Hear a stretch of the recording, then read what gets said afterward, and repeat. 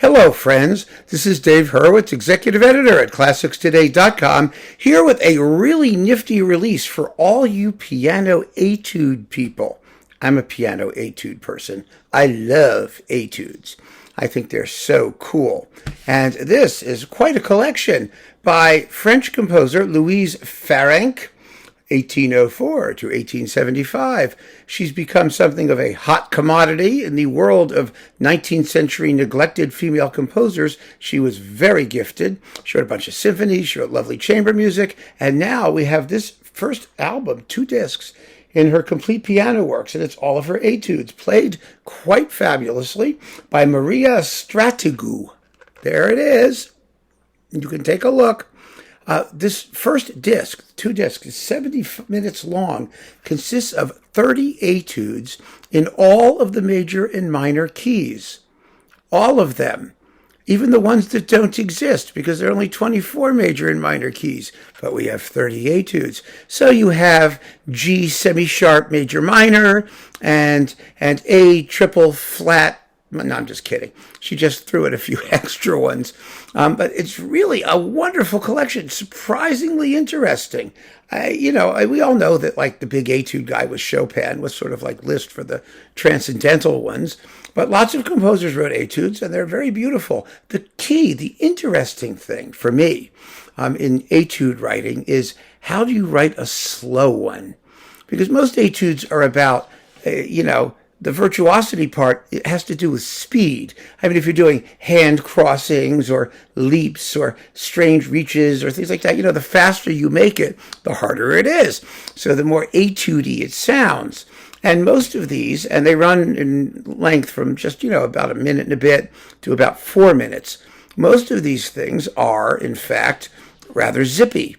But Farrenc gives us an opportunity to hear a little bit other kinds of virtuosity by writing a few fugues, for example, where you have contrapuntal dexterity and you need clarity and balance between the two hands, not at a ridiculous tempo. And there's a fabulous march. Oh my goodness, it's just a really catchy tune. In fact, most of these pieces have really rather captivating melodies, considering that they're based on different kinds of piano figuration for the most part. I mean, this lady knew how to write. She really did. And the playing, like I said, is really good, and the sound is really good. And we also get, after the 30 etudes in all the major and minor keys, I mean, don't you just love things like that? Shostakovich's Preludes and Fugues, Bach's Well-Tempered Clavier, all these sort of comprehensive cyclical things that are just wonderfully interesting if they're not pedagogical and pedantically pedagogical. You know what I mean? They're all pedagogical, but I mean pedantic.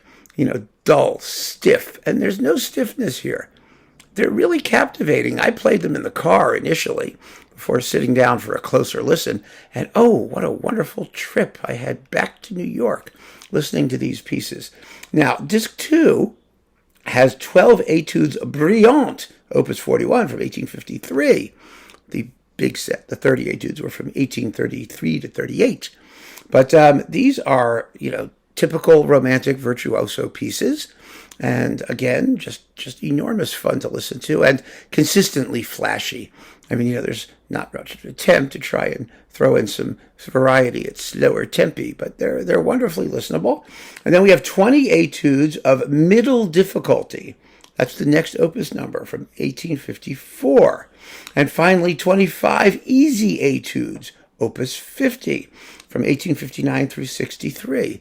It's really quite a collection of pedagogical pieces for pianists of all stripes. And they definitely deserve to be heard, and they deserve to be played and studied. And the label is Grand Piano. And this is going to turn out, it's turning out already on 2 discs to be quite an interesting series. I was really struck by these. And I have to say, I got a tip on this from my friend Christophe Huss in Montreal. Music critic for Le Devoir, who he said, you're going to be surprised at this. I have it sitting in a pile. And he said, no, pull it out, listen to it. And I always listen to my fellow critics, at least the ones I respect.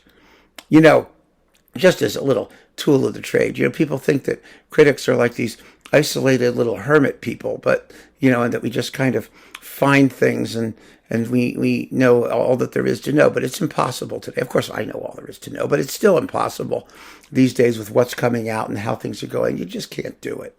It's there's too much stuff. So we need help. We need to talk to each other. And this is how consensus emerges. And I'm hoping a consensus emerges around this lovely disc of Etudes by Louise Farrenc. They deserve to be heard by music lovers everywhere. Really fun stuff. So keep on listening, friends. Thanks so much for joining me. Take care.